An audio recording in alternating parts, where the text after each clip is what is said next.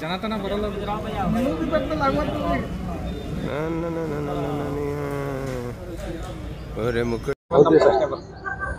ಪತ್ರಿಕಾಗೋಷ್ಠಿ ಉದ್ದೇಶ ಇವತ್ತು ಕರ್ನಾಟಕ ರಾಜ್ಯದಲ್ಲಿ ರಾಜ್ಯ ಸರ್ಕಾರ ಜಾತಿ ಗಣತಿಯ ಒಂದು ಸರ್ವೆ ಕಾರ್ಯಕ್ರಮ ನಡೀತಾ ಇದೆ. ದಿನಾಂಕ 6 ಪ್ರಾರಂಭ ಆಗ್ತಾ ಇದೆ. ಆ ಜಾತಿ ಗಣತಿ ಕಾರ್ಯಕ್ರಮದಲ್ಲಿ ಸಕ್ರಿಯವಾಗಿ ಮಾದಿಗರು ಅಂತ ಬರೆಸಬೇಕಂತೇಳಿ ನಾವು ಮಾದಿಗ ದಂಡದ ರಾಜ್ಯಾಧ್ಯಕ್ಷನಾಗಿ ನಾನು ನನ್ನ ಸಮುದಾಯದಲ್ಲಿ ವಿನಂತಿ ಮಾಡಲಿಕ್ಕೆ ಮತ್ತು ಕಳಕಳಿಯಿಂದ ಪ್ರಾರ್ಥನೆ ಮಾಡಲಿಕ್ಕೆ ಬರ್ತಾ ಇದ್ದೀನಿ. ಯಾಕಂದರೆ ಇಲ್ಲಿ ಈಗಾಗಲೇ ರಾಜ್ಯದಲ್ಲಿರುವಂಥ 12 ಜಿಲ್ಲೆಗಳಲ್ಲಿ 12 ಜಿಲ್ಲೆಗಳ ನಂತರ ವಿಜಯನಗರ ಆಗಿರ್ಬೋದು ಮತ್ತು ಚಾಮರಾಜನಗರ ಆಗಿರ್ಬೋದು, ಮೈಸೂರು ಆಗಿರ್ಬೋದು, ಮಂಡ್ಯ ಆಗಿರ್ಬೋದು, ಇದು ಯಾವುದು ನಮ್ಮ ಬೆಂಗಳೂರು ಗ್ರಾಮಾಂತರ ಆಗಿರ್ಬೋದು, ಬೆಂಗಳೂರು ಆಗಿರ್ಬೋದು, ಕೋಲಾರ, ಚಿಕ್ಕಬಳ್ಳಾಪುರ ಮತ್ತು ಚಿತ್ರದುರ್ಗ ಆಗಿರ್ಬೋದು, ಹಾಗೆ ನಮ್ಮ ಕೊಪ್ಪಳ ತನಕ ಅಲ್ಲಿವರೆಗೂ ಬರ್ತಾ ಇದೆ. ಈಗ ಮಾದಿಗರು ಅಂತಂದರೆ ಈ ಉತ್ತರ ಕರ್ನಾಟಕದಲ್ಲಿ ಮಾದಿಗರು ಅಂತ ಎಲ್ಲರೂ ಮಾದಿಗರು ಅಂತ ಬರೆಸ್ತಾ ಇದ್ದೀವಿ.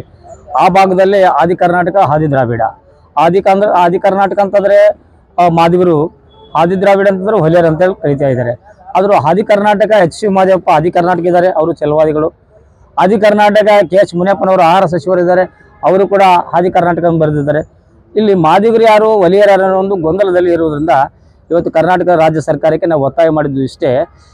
ಮಾನ್ಯ ಮುಖ್ಯಮಂತ್ರಿ ಸಿದ್ದರಾಮಯ್ಯವರು ಹೇಳಿದ್ದು ಏನಂತಂದರೆ, ಆದಷ್ಟು ಬೇಗ ಮಧ್ಯಂತರ ವರದಿ ತರಿಸ್ಕೊಂಡು ವರದಿಯಲ್ಲಿ ಅಂಕಿಅಂಶಗಳ ಆಧಾರದ ಮೇಲೆ ಮತ್ತು ಸದಾಶಿವ ಆಗಿದ ವರದಿ ಕೊಟ್ಟಂಥ ವರದಿ, ಹಾಗೆ ಮತ್ತು ನಮ್ಮ ಮಹದೇವಸ್ವಾಮಿ BJP ಸರ್ಕಾರದ ಮಹದೇವಸ್ವಾಮಿ ಅವರ ಅಧ್ಯಕ್ಷತೆಯಲ್ಲಿ ನಡೆದಂಥ ವರದಿ ಕೂಡ 2 ವರದಿಗಳನ್ನು ಮುಂದೆ ಇಟ್ಕೊಂಡು, ಕಾಂತರಾಜ ವರದಿ ಕೂಡ ಮುಂದೆ ಇಟ್ಕೊಂಡು ಅಂಕಿ ಸಂಖ್ಯೆ ಆಧಾರದ ಮೇಲೆ ಒಳ ಮೀಸಲಾತಿ ಜಾರಿ ಮಾಡ್ತು ಅಂತ ಹೇಳಿದ್ದಾರೆ ಒಂದು ಭಾಗ. ಆದರೆ ಇವತ್ತು ಎಲ್ಲೋ ಒಂದು ಕಡೆ ನಮಗೆ ಮಾದಿಗರಿಗೆ ಅನ್ಯಾಯ ಆಗ್ತಾ ಇದೆ.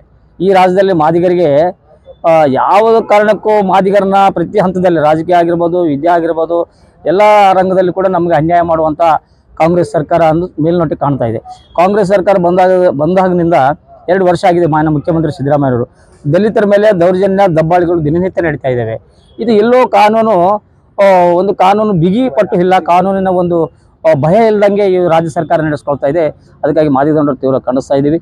ಇವತ್ತು ಪತ್ರಿಕಾಗೋಷ್ಠಿಯ ಉದ್ದೇಶ ಕೂಡ ನಮ್ಮ ಜಾತಿ ಗಣತಿಯ ಸರ್ವೆ ಕಾರ್ಯಕ್ರಮಕ್ಕೆ ಬಂದಂಥ ಅಧಿಕಾರಿಗಳ ಏನು ಮನೆಗೆ ಭೇಟಿ ಕೊಡ್ತಾರೆ, ಅಧಿಕಾರಿಗಳ ಮುಂದೆ ಮಾದಿಗರಂತ ಬರೆಸ್ಬೇಕಂತೇಳಿ ನಾವು ಪತ್ರಿಕಾಗೋಷ್ಠಿ ಕರೆದಿದ್ದೀವಿ. ಈ ಪತ್ರಿಕಾಗೋಷ್ಠಿಯ ಉದ್ದೇಶ ಇಷ್ಟೇ, ನನ್ನ ಸಮುದಾಯದ ಹಿಂದೆ ಬಿದ್ದಿದೆ ವಿದ್ಯೆ, ಉದ್ಯೋಗ, ರಾಜಕೀಯ ರಂಗದಲ್ಲಿ ಎಲ್ಲ ರಂಗದಲ್ಲಿ ಮುಂದೆ ಬರಬೇಕಂತೇಳಿ ಸನ್ಮಾನ್ಯ ಶ್ರೀ ಮಂದಕೃಷ್ಣ ಮಾದಿಗಣ್ಣವರು ಸುದೀರ್ಘ 30 ವರ್ಷಗಳ ಹೋರಾಟವನ್ನು ಮಾಡಿಕೊಂಡು ಈಗಾಗಲೇ ಎಲ್ಲ ರಾಜ್ಯಗಳಿಗೆ ಸುಪ್ರೀಂ ಕೋರ್ಟ್ ತೀರ್ಪಿನ ಅನ್ವಯವಾಗಿ ಏನು ಆಗಸ್ಟ್ 1ರಿಂದ ತೀರ್ಪು ಬಂದಿದೆ, ಅದರ ಅನ್ವಯವಾಗಿ ಎಲ್ಲ ರಾಜ್ಯ ಸರ್ಕಾರಗಳಿಗೆ ನೀವೇ ಮಾಡ್ಕೊಳ್ಬೋದು ಅಂತ ಒಂದು ತೀರ್ಪು ಬಂದಿದೆ.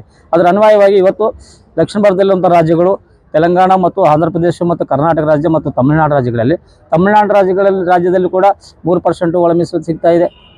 ಆಂಧ್ರದಲ್ಲಿ ಅಮೆಂಡ್ಮೆಂಟ್ ಆಗಿದೆ, ಈ ಕೆಲವೇ ದಿನಗಳಲ್ಲಿ ಜಾರಿಯಾಗಿ ಬರ್ತಾ ಇದೆ. ತೆಲಂಗಾಣದ ರೇವಂತ್ ರೆಡ್ಡಿ ಸರ್ಕಾರ ಕೂಡ ಅಲ್ಲಿ 9% ಈಗಾಗಲೇ ಅನುಷ್ಠಾನ ಮಾಡಿ ಬಿಲ್ಲನ್ನು ಪಾಸ್ ಮಾಡಿದ್ದಾರೆ. ಈ ಕರ್ನಾಟಕ ರಾಜ್ಯದಲ್ಲಿ ಸಿದ್ದರಾಮಯ್ಯನವರು ಯಾಕೆ ವಿಳಂಬ ಮಾಡ್ತಾರೆ ಅಂತಂದರೆ, ಇಲ್ಲಿ ಸಿದ್ದರಾಮಯ್ಯನವರ ಉದ್ದೇಶಪೂರ್ವಕವಾಗಿ ತಡೀಲಿಕ್ಕೆ ಕಾಂಗ್ರೆಸ್ನಲ್ಲಿರುವಂಥ AICC ಅಧ್ಯಕ್ಷರಾದ ಮಲ್ಲಿಕಾರ್ಜುನ ಖರ್ಗೆ ಅವರು ಅಡ್ಡಿಪಡಿಸ್ತಾರೆ ಅಂತೇಳಿ ನಮ್ಮ ಮೇಲ್ನೋಟ ಕಾಣ್ತಾ ಇದೆ. ಇಲ್ಲಿ ಒಲಿಯರು ನಮಗೆ ಅಡ್ಡಿಪಡಿಸ್ತಾ ಇದ್ದಾರೆ. ಒಲಿಯರು ಭಾಳ ದಿನ ನಡೆಯುವುದಿಲ್ಲ.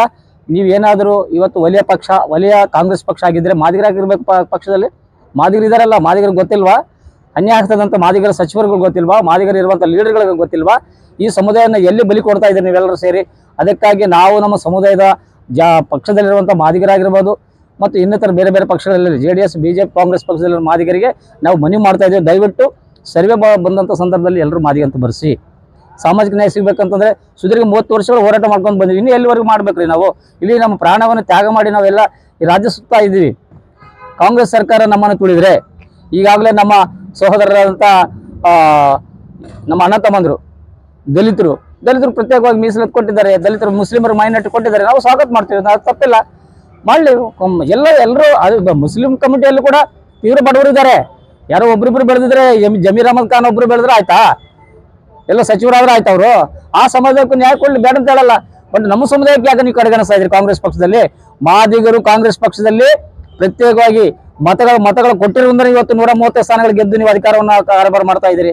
ಇದು ಯಾವ ನ್ಯಾಯ? ಅದಕ್ಕೆ ಮಾನ್ಯ ಮುಖ್ಯಮಂತ್ರಿ ಸಿದ್ದರಾಮಯ್ಯವರು ನಾವು ವಿನಂತಿ ಮಾಡೋದು ಇಷ್ಟೇ, ಆದಷ್ಟು ಬೇಗನೆ AKAD ಸಮಸ್ಯೆಯನ್ನು ಬಗೆಹರಿಸಿಕೊಂಡು ಮತ್ತು ಸರ್ವೆ ಬಂದಂಥ ಕಾರ್ಯಕ್ರಮಗಳಲ್ಲಿ ನಮ್ಮ ಮಾದಿಗರೆಲ್ಲ ಮಾದಿಗರಂತ ಬರೆಸಿ ಕೂಡಲೇ ನಮ್ಮ SC ವರ್ಗೀಕರಣಕ್ಕೆ ಅನುಕೂಲ ಮಾಡಿಕೊಡ್ಬೇಕು. ಕೂಡಲೇ ಆದಷ್ಟು ಬೇಗ ಕಾಂಗ್ರೆಸ್ ಸರ್ಕಾರ ಜಾರಿಗೊಳಿಸಬೇಕಂತ ನಮ್ಮ ಒತ್ತಾಯ ಮೂಲಕ ಇವತ್ತು ಪತ್ರಿಕಾಗೋಷ್ಠಿ ಕಲಬುರಗಿ ಜಿಲ್ಲೆಯಲ್ಲಿ ನಾವು ಪತ್ರಿಕಾಗೋಷ್ಠಿ ಮುಖಾಂತರ ನಮ್ಮ ಸಮುದಾಯಕ್ಕೆ ಸಂದೇಶ ಕೊಟ್ಟಿದ್ದೀವಿ. ಹಾಗಾಗಿ ಹಾಗಾಗಿ ಇವತ್ತು AKD ಸಮಸ್ಯೆ ಕೂಡಲೇ ಬಗೆಹರಿಸಬೇಕಂತ HN ನಾಗಮೋಹನ್ ದಾಸ್ ಆಯೋಗದ ಸದಸ್ಯರು ಅಧ್ಯಕ್ಷರು ಅವರಿಗೆ ಗಮನಕ್ಕೆ ತಂದಿದ್ವಿ. ಹಲವು ಬಾರಿ ನಾವು ಅವ್ರಿಗೆ ಕಚೇರಿಗೆ ಭೇಟಿ ಕೊಟ್ಟಂಥ ಸಂದರ್ಭದಲ್ಲಿ ಅವರು ಕೂಡ ಆದಷ್ಟು ಬೇಗ ನಿಮ್ಮ ಸಾಮಾಜಿಕ ನ್ಯಾಯ ಸಿಗಲಿಕ್ಕೆ ನಾನು ಕೂಡ ಸಹಕರಿಸ್ತೀನಿ ಅಂತ ಹೇಳಿದ್ದಾರೆ. ನಮ್ಮ ವಕೀಲರಾದಂಥ ರಾಜು ಅದನ್ನವರು ಪ್ರಶ್ನೆ ಮಾಡಿದಾಗ ಒಂದು ವೇಳೆ ನೀವು ಏನಾದರೂ ಅನ್ಯಾಯ ಮಾಡಿದ್ದಾದರೆ ನಿಮ್ಮ ಮೇಲೆ ಕಂಟೆಂಪ್ಟ್ ದಿ ಕೋರ್ಟ್ ಪ್ರಕರಣ ದಾಖಲು ಮಾಡಲಿಕ್ಕೆ ಸಿದ್ಧವಾಗಿದ್ವಿ ಅಂತೇಳಿ ನೇರವಾಗಿ HN ನಾಗಮೋಹನ್ ದಾಸ್ ಅವರಿಗೆ ನಾವು ಆ ಮಾತನ್ನು ಹೇಳಿದ್ದಾರೆ ನಮ್ಮ ಅಡ್ವೊಕೇಟ್ ಯಾರು ನಮ್ಮ ರಾಜು ಅದನ್ನವರ ವಕೀಲರು. ಹಾಗೆ ಇವತ್ತು ಈ ಒಂದು ಪತ್ರಿಕಾಗೋಷ್ಠಿಯಲ್ಲಿ ನಾವು ಒಟ್ಟಾರೆ ಸೇರಿ ನಮ್ಮ ಯುವ ಸೇನಾ ಅಧ್ಯಕ್ಷರಾದಂಥ ಗುರುರಾಜ್ ಭಂಡಾರಿ ಅವರು ಆಗಿರ್ಬೋದು, ನಮ್ಮ ರಾಜು ಅದನ್ನವರ ಕಾರ್ಯದರ್ಶಿಗಳಾಗಿರ್ಬೋದು ಮತ್ತು ದಂಡೋತ್ಕರ ಆಗಿರ್ಬೋದು, ಎಲ್ಲ ನಮ್ಮ ಷಣ್ಮುಖಪುರ ಆಗಿರ್ಬೋದು, ಎಲ್ಲ ನನ್ನ ಈಗ ತಾನೇ ನಾವು ಹೊಸದಾಗಿ ಜಿಲ್ಲಾಧ್ಯಕ್ಷರನ್ನ ಆಯ್ಕೆ ಮಾಡ್ಕೊಂಡಿದ್ದೀವಿ. ಸುಂದರ್ ಅಂತೇಳಿ ಸುಂದರ್ ಡಿ ಸಾಗರ್ ಅಂತೇಳಿ ಜಿಲ್ಲಾಧ್ಯಕ್ಷರನ್ನ ಆಯ್ಕೆ ಮಾಡ್ಕೊಂಡಿದ್ದೀವಿ. ಅವ್ರು ಎಲ್ಲರಿಗೆ ಸಂಘಟನೆ ಬಲಪಡಿಸಬೇಕಂತ ಆದೇಶವನ್ನು ನೀಡಿದ್ದೀನಿ. ಜೊತೆಗೆ ನಿಮ್ಮ ಸಹಕಾರ ಇರಲಿ. ಈ ಯೂಟ್ಯೂಬ್ ಚಾನಲಲ್ಲಿ ಇರುವಂಥ ಎಲ್ಲ ನನ್ನ ಅಣ್ಣ ತಮ್ಮಂದರು ಯೂಟ್ಯೂಬ್ ಚಾನಲ್ ಬೆಳೀಲಿ. ನಿಮ್ಮ ಚಾನಲ್ಗಳಲ್ಲೂ ಕೂಡ ನೀವು ಹೆಚ್ಚಿನ ಸಂಖ್ಯೆಯಲ್ಲಿ ಈ ಒಂದು ಸಮುದಾಯಕ್ಕೆ ನೀಡಲಿಕ್ಕೆ ತಾವು ಮುಂದಾಗಬೇಕಂತೇಳಿ ನಾನು ರಾಜ್ಯಾಧ್ಯಕ್ಷನಾಗಿ ಮಾದಿಗ ದಂಡೋರ ರಾಜ್ಯಾಧ್ಯಕ್ಷನಾಗಿ ಬಿ ನರಸಪ್ಪ ಮಾದಿಗ ದಂಡೋರ ರಾಜ್ಯಾಧ್ಯಕ್ಷರಿಂದ ಕೇಳ್ಕೊಳ್ತಾ ಇದ್ದೀವಿ. ಮತ್ತು ಬೀದರ್ ಜಿಲ್ಲೆಯಿಂದ ನಾವು ಪಾದಯಾತ್ರಾ ಕಾರ್ಯಕ್ರಮ ನಮ್ಮ ಮಂದಕೃಷ್ಣ ಮಾದಿಗಣ್ಣವರ ನಾಯಕತ್ವದಲ್ಲಿ ಪ್ರಾರಂಭ ಮಾಡಬೇಕಂತೇಳಿ ನಾವು ಈಗಾಗಲೇ 2 ಸುತ್ತು ಮಾತುಕತೆ ಆಗಿದೆ. ಕುಮಾರಪುರ ಗೆಸ್ಟ್ ಹೌಸಲ್ಲಿ 27-28ರಂದು ಮಂದಕೃಷ್ಣ ಮಾದಿಗಣ್ಣವರು ಬಂದು ಸಭೆ ಆಲೋಚನೆ ಮಾಡಿದ್ದಾರೆ. ಎಲ್ಲ ಲಾಯರ್ಗಳ ಮುಖಾಂತರ ಮಾತಾಡಿದ್ದಾರೆ, ಮೇಧಾವಿಗಳ ಮುಖಾಂತರ ಮಾತನಾಡಿದ್ದಾರೆ, ಹೋರಾಟಗಾರರ ಜೊತೆಯಲ್ಲಿ ಚರ್ಚೆ ಮಾಡಿದ್ದಾರೆ. ದಲಿತ ಪರ ಸಂಘಟನೆಗಳು, ಮಾದಿಗ ಪರ ಸಂಘಟನೆಗಳು ಒಟ್ಟಾರೆ ಸೇರಿ ಒಂದೇ ವೇದಿಕೆ ಅಡಿಯಲ್ಲಿ ಮಂದಕೃಷ್ಣ ಮಾದಿಗಣ್ಣವರ ನಾಯಕತ್ವದಲ್ಲಿ ಲಕ್ಷಾಂತರ ಜನ ಸೇರಿ ಬೆಂಗಳೂರು ನಗರವನ್ನು ದಿಗ್ಬಂಧನ ಮಾಡಲಿಕ್ಕೆ ನಾವು ಮುಂದಾಗ್ತಾ ಇದ್ದೀವಿ. ಆದಷ್ಟು ಬೇಗನೆ ಒಳ ಮೀಸಲು ಜಾರಿ ಮಾಡಬೇಕಂತ ಸರ್ಕಾರಕ್ಕೆ ಎಚ್ಚರಿಕೆಯನ್ನು ಕೊಡ್ತಾ ಇದ್ದೀವಿ. ಇದು ಮಾದಿಗರ ಸಾಮರ್ಥ್ಯವನ್ನು ತೋರಿಸಲಿಕ್ಕೆ ಕರ್ನಾಟಕದಲ್ಲಿ ಮುಂದಿನ ದಿನಗಳಲ್ಲಿ ಉಗ್ರವಾದ ಹೋರಾಟಕ್ಕೆ ಇಳಿಬೇಕಾಗ್ತದೆ. ದಯವಿಟ್ಟು ನಮ್ಮ ಮೇಲೆ ನಡೆಯುತ್ತಿರುವಂಥ, ನಮ್ಮ ಸಮುದಾಯದ ಮೇಲೆ ನಡೀತಿರುವಂಥ ಹೋರಾಟ ಏನು ಅನ್ಯಾಯಕ್ಕೆ ಒಳಗಾಗ್ತಾ ಇದ್ದಾರೆ, ದೌರ್ಜನ್ಯಕ್ಕೆ ಒಳಗಾಗ್ತಾ ಇದ್ದಾರೆ, ಅಂಥವ್ರನ್ನ ದಲಿತರನ್ನ ರಕ್ಷಣೆ ಮಾಡುವಂಥ ಕಾಂಗ್ರೆಸ್ ಸರ್ಕಾರ ಮುಂದಾಗಬೇಕು. ಹೋಮ್ ಮಿನಿಸ್ಟ್ರು ನಿಮ್ಗೆ ಏನಾದರೂ ದಲಿತರು ಹೋಮ್ ಮಿನಿಸ್ಟ್ರು ನೀವು ಜಿ ಪರಮೇಶ್ವರ್ ಅವರೇ, ನಮ್ಮ ಮೇಲೆ ನಮ್ಮ ಸಮಾಜದ ಮೇಲೆ ದಲಿತರು ಅಥವಾ ಮೈನಾರಿಟಿ ಮೇಲೆ ಯಾರಾದ್ರ ಮೇಲೆ ಅಹಿತಕರ ಘಟನೆಗಳಾದರೆ ಕೂಡಲೇ ತಡೆಗಟ್ಟುವಂಥ ಜವಾಬ್ದಾರಿ ದಲಿತರು ಹೋಮ್ ಮಿನಿಸ್ಟರ್ ಆಗಿರೋದ್ರಿಂದ ಕೂಡಲೇ ಎಚ್ಚೆತ್ತುಕೊಂಡು ನಮಗೆ ನ್ಯಾಯ ಕೊಡಬೇಕಂತ ನಾನು ವಿನಂತಿ ಮಾಡ್ತಾ ಇದ್ದೀನಿ. ಇಷ್ಟೆಲ್ಲ ನಾನು 2 ಮಾತು ಮುಗಿಸ್ತೀನಿ. ಜೈ ಹಿಂದ್, ಜೈ ಕರ್ನಾಟಕ, ಜೈ ಮಂದಕೃಷ್ಣ. ಎಲ್ರಿಗೂ ನಮಸ್ಕಾರ.